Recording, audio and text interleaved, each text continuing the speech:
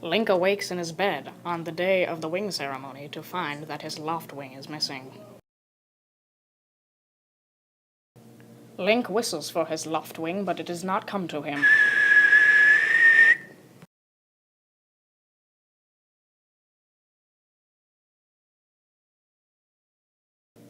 But then Link overhears Groose talking about how he trapped the loft wing at the top of a mountain.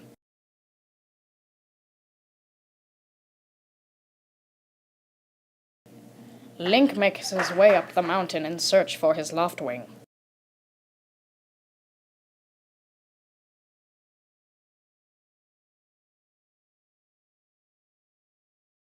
Link soon finds that his loft wing is entrapped in wood planks.